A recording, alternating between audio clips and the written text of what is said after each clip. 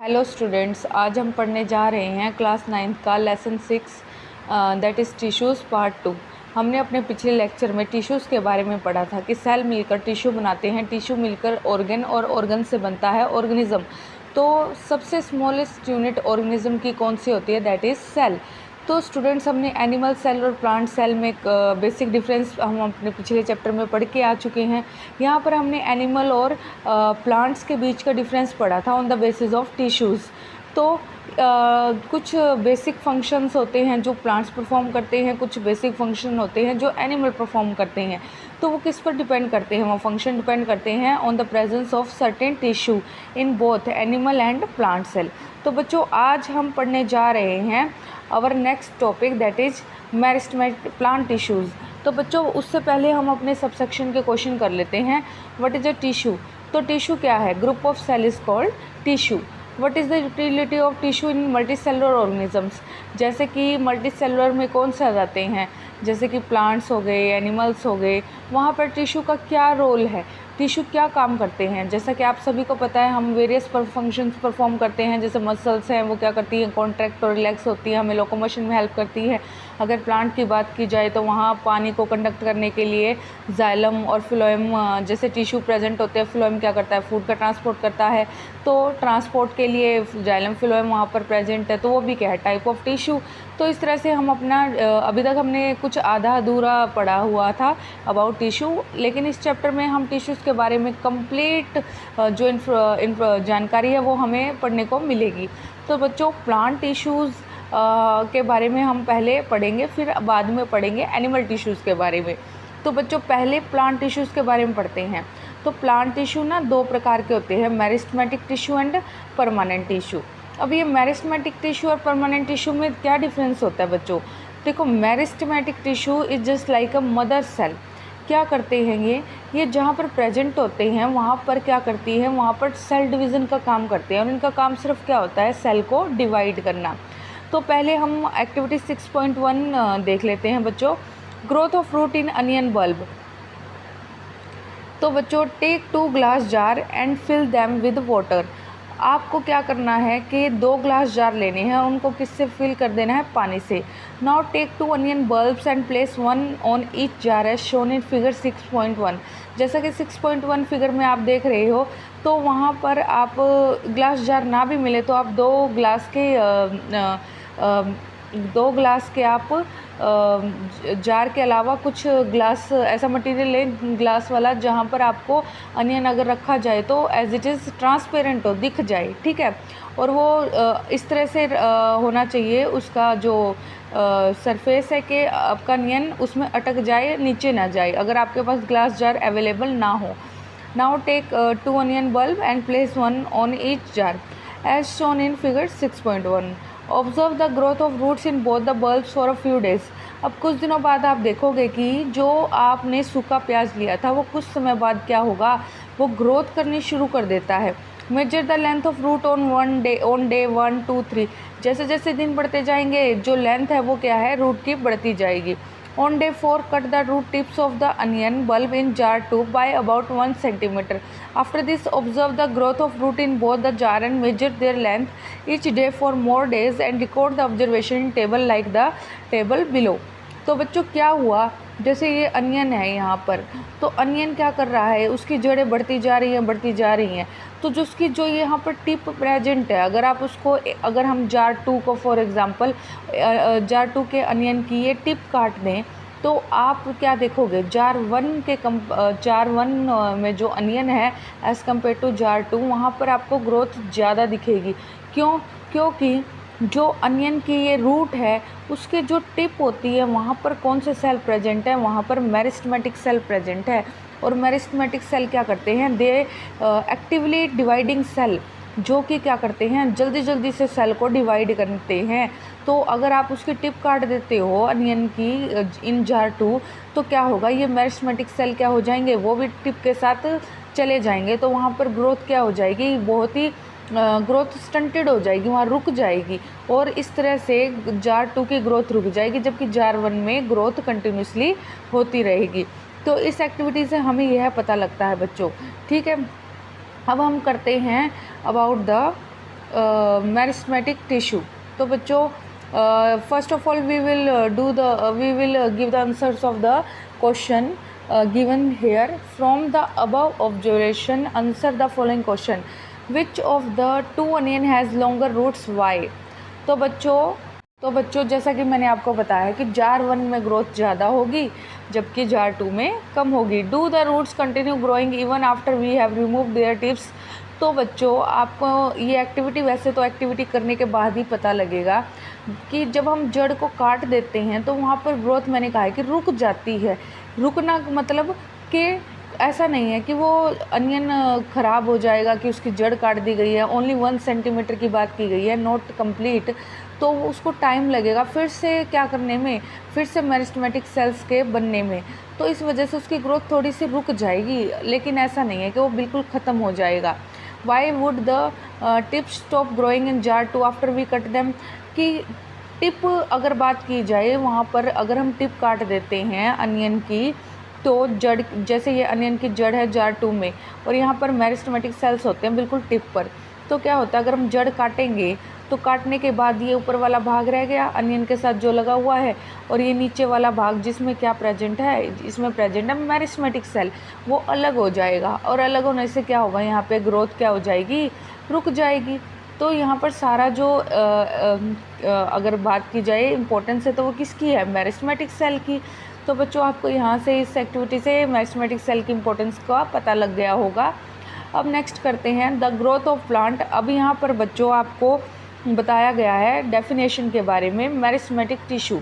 तो बच्चों यहाँ आपको शुरू करने से पहले मैं पहले ही बता देती हूँ कि मेरिस्टेमेटिक टिश्यू होते हैं तो उनकी मेरिस्टेमेटिक टिश्यू क्या होते हैं, they are actively dividing cell, जो जल्दी जल्दी क्या करते हैं, डिवीजन करते हैं। और यह पोजीशन के हिसाब से जो प्लांट में इनकी पोजीशन होती है 3 टाइप होते हैं, एपिकल, लेटरल, इंटरकैलरी। तो हमने अभी इस जो मेरिस्टेमेटिक सेल है और उसकी टाइप्स को डिटेल में पढ़ना है। तो बच्चों the growth of plants occur only in certain specific region. This is because the dividing tissue also known as meristematic tissue is located only at these points depending on the region where they are present. Meristematic tissues are classified as apical, lateral and intercalary. तो बच्चों सीधी बात है, यहाँ पर बताया गया है कि जो सेल एक्टिवली ग्रो करते हैं, डिवाइड करते हैं, उनको हम क्या कहते हैं, उनको हम मेरिस्टेमेटिक टिश्यू कहते हैं। और पोजीशन के हिसाब से जहाँ पर ये प्रेजेंट होते हैं यह 3 प्रकार के होते हैं, एपिकल, लेटरल एंड इंटरकैलरी। तो बच्चों आप डायग्राम देखें पहले, सबसे पहले यहाँ से आपको समझ में आ जाएगा कि फॉर एग्जांपल ये प्लांट है। अब आपको होगा कि ये दिखने में तो प्लांट जैसा लग नहीं रहा, एक्चुअल में ये ऊपर का भाग बनाया हुआ है जो बिल्कुल ही क्लोज होता है और आप इतना डिटेल में इसको देख नहीं पाते। तो ये ऊपर वाले भाग में बिल्कुल शूट की टिप है। क्या है, शूट की टिप। जहाँ पर शूट की टिप होती है वहाँ पर आपको जो टिश्यू देखने को मिलता है वो ऊपर, उसको हम एपिकल मेरिस्टेम कहते हैं। जो बिल्कुल एपिकल मतलब बिल्कुल सरफेस पर, जो मेरिस्टेमेटिक टिश्यू बिल्कुल सरफेस पर प्रेजेंट होगा, टिप पर प्रेजेंट होगा, वो क्या होगा, एपिकल मेरिस्टेम। फिर बात आती है स्टेम की। स्टेम का आपको पता है कि नोड होता है, फिर नोड होता है, 2 नोड के बीच के डिफरेंस को हम बोलते हैं इंटरनोड। तो इंटरनोड से ही हमें पता होती हैं कि हमेशा क्या निकलती है, ब्रांचेस निकलती हैं। तो बच्चों ये बनाई हुई है इंटरनोड, और इंटरनोड से क्या निकल रही हैं, ये लीफ निकल रही हैं। तो यहाँ पर दोनों साइड, तो यहाँ पर क्या प्रेजेंट होगा, नोड के दोनों साइड यहाँ पर प्रेजेंट होगा इंटरकैलरी मेरिस्टेम। ठीक है। और आप देखते हो जैसे पेड़ होता है, हम पेड़ को कभी ऐसा नहीं बनाते। अगर आपने कभी देखा हो, आप सीनरी भी बनाते हो तो कभी पेड़ को ऐसे नहीं बनाते। उसका तना आप कैसे बनाते हो, नीचे की तरफ वाइडर और ऊपर की तरफ नैरोअर। इसका मतलब क्या है कि इसका डायमीटर कहाँ, नीचे की तरफ क्या है, चौड़ा है। क्यों चौड़ा है, क्योंकि नीचे की तरफ क्या है, ग्रोथ ज़्यादा हो रही है। क्यों हो रही है, क्योंकि यहाँ लेटरल साइड, लेटरल मतलब लंबाई की तरफ आपको क्या दिखाई दे रहे हैं, लेटरल मेरिस्टेम, जिसे हम कैम्बियम के नाम से भी जानते हैं। Very important term cambium. तो बच्चों ये क्या करता है, मान लो ये तना है, तने में लेटरली क्या प्रेजेंट है, ये लेटरल मेरिस्टेम, ये ग्रोथ करता है लेटरली, ये सेल को डिवाइड करेगा लेटरली। जैसे सेल आगे पीछे डिवाइड होंगे तो क्या होगा, तना क्या होता जाएगा, चौड़ा होता जाएगा। तो इस तरह से तने की ग्रोथ कैसी होती है लेटरली।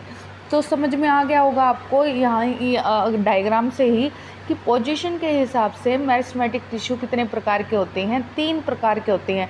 और मेरिस्टेमेटिक टिश्यू होते कौन से हैं, जो एक्टिवली डिवाइड करें। बाकी आपके जैसे अगर यहाँ प्रेजेंट है टिश्यू बीच में और किसी भाग में प्रेजेंट है, वो मेरिस्टेमेटिक टिश्यू ना होकर वो होते हैं परमानेंट टिश्यू, जिनके बारे में हम आगे पढ़ेंगे। ठीक है बच्चों, तो हमने यहाँ से पढ़ना शुरू करना है। यहीं से हमारा क्वेश्चन शुरू हो जाता है। The growth of plant occur only in certain specific region, this is because the dividing tissue also known as meristematic tissue. तो on the basis of position there is a 3 type of meristematic tissue, apical, lateral and intercalary. तो बच्चों new cells produced by meristem are, ये यहाँ से आपको बच्चों इतना जो बताया गया है वो अबाउट द करेक्टरिस्टिक्स बताया हुआ है किसका, मेरिस्टेमेटिक सेल का, कि new cells produced by meristem are initially like those of meristem itself. तो कहने का मतलब है जो नए सेल बनते हैं मेरिस्टेम से वो कैसे दिखते हैं, मेरिस्टेम जैसे ही दिखते हैं, but as they grow and mature they characteristic slowly changes and they become differentiated as component of other tissue. कहने का मतलब है फॉर एग्जांपल ये एक मेरिस्टेमेटिक टिश्यू है, जब ये एक नया सेल डिवाइड करेगा तो वो बिल्कुल इस जैसा ही होगा, लेकिन after some period of time वो सेल क्या करेगा, क्योंकि आपको पता है कि अगर सेल डिवाइड होता है तो उसके बाद वो कुछ फंक्शंस परफॉर्म करता है और अकॉर्डिंग टू देयर लोकेशन वो क्या करता है, अपने फंक्शंस परफॉर्म करता है। तो फॉर एग्जांपल यहाँ पर मेरिस्टेमेटिक टिश्यू है, वो रूट में प्रेजेंट है। फॉर एग्जांपल ये रूट में प्रेजेंट है, ये आगे जाके क्या कर रहा है, ये सेल को डिवाइड कर रहा है और ये आगे जाके क्या बना रहा है, जाइलम बना रहा है। तो जाइलम क्या करेगा, जाइलम तो सिर्फ पानी को ट्रांसपोर्ट करता है। तो क्या होगा कि मेरिस्टेमेटिक सेल ने तो जाइलम को बना दिया, फिर आगे जाइलम क्या करेगा, ये बस ग्रोथ करेगा, डिवाइड नहीं करेगा, ग्रोथ करेगा, जो पानी को क्या करेगा, ऊपर की तरफ पहुँचाने का काम करेगा। तो समझ में आई ये बात।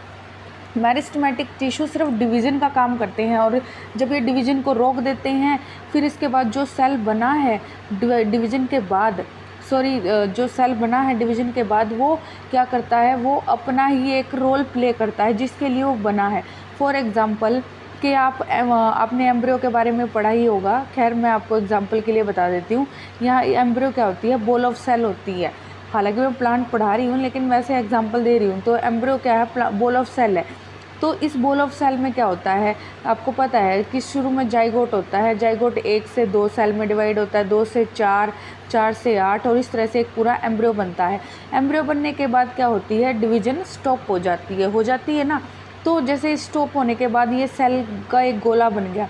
इस सेल के गोले में फॉर एग्जांपल इस सेल का आगे क्या काम है, ये सेल क्या बनेगा, आगे जाके हैंड बनेगा, ये सेल आगे जाके लेग बनेगा, ये सेल आगे जाके हेड बनेगा। इस तरीके से हर सेल की जो डेस्टिनी है पहले डिसाइड कर दी गई है। अब तो सिर्फ क्या होनी बाकी है, ग्रोथ, क्योंकि डिवीज़न तो ऑलरेडी हो चुकी है एम्ब्रियो में। तो यही सेम बात यहाँ पर बताई गई है। जो सेल एक्टिवली डिवाइड करते हैं वो क्या करते हैं, वो सिर्फ डिवीज़न का काम करते हैं सेल का, और फिर वो सेल आगे जाकर जो पर्टिकुलर जिस फंक्शन के लिए वो डिवाइड हुए हैं वो काम करते हैं। जैसे ये टिश्यू डिवाइड हो गया जाइलम, तो ये जाइलम क्या करेगा, वाटर का ट्रांसपोर्ट करेगा। ये टिश्यू डिवाइड हो गया फिलोएम, ये क्या करेगा, ये सिर्फ फूड का ट्रांसपोर्ट करेगा। तो इस तरह से फंक्शंस डिवाइड हो जाते हैं। तो मेरिस्टेमेटिक सेल समझ में आ गया होगा कि वो सेल जो सिर्फ क्या करते हैं, डिवाइड करते हैं, उनका काम सिर्फ क्या है, डिवीज़न। तो यहाँ पर यही बात बताई गई कि new cells produced by meristem are initially like those of meristem itself. जब कोई चीज़ बनती है तो वो एकदम कैसी लगती है, सेल कैसा रहेगा, मेरिस्टेम जैसा। पर जैसे जैसे वो अपने फंक्शन परफॉर्म कर देगा तो वो क्या हो जाएगा, इंडिपेंडेंट हो जाएगा, और उसकी स्ट्रक्चर कैसी हो जाएगी, बिल्कुल अलग हो जाएगी मेरिस्टेमेटिक सेल से। तो बच्चों ये हम आगे जो अपना टॉपिक है परमानेंट टिश्यूज़ में वहाँ पर पढ़ेंगे। अभी तक के लिए इतना ही है कि मेरिस्टेमेटिक टिश्यू कौन से हैं, जो डिवाइडिंग टिश्यूज़ होते हैं और वो पर्टिकुलर पोजीशन पे प्रेजेंट होते हैं और वहाँ रहकर सेल्स को क्या करते रहते हैं, कट करते रहते हैं और नए सेल ऐड करते रहते हैं। ठीक है बच्चों। इसके बाद एपिकल मेरिस्टेम के बारे में बताया गया है कि एपिकल मेरिस्टेम कहाँ प्रेजेंट होता है। Apical meristem is present at the growing tip of stem and root. मान लो मैंने ये पौधा बनाया, पौधे में ये रूट है, ये ऊपर स्टेम है, ये रूट है। तो ये पौधे की स्टेम की टिप पर और रूट की टिप पर प्रेजेंट होता है। जो टिप पर प्रेजेंट होगा वो क्या कहलाएगा, एपिकल मेरिस्टेम।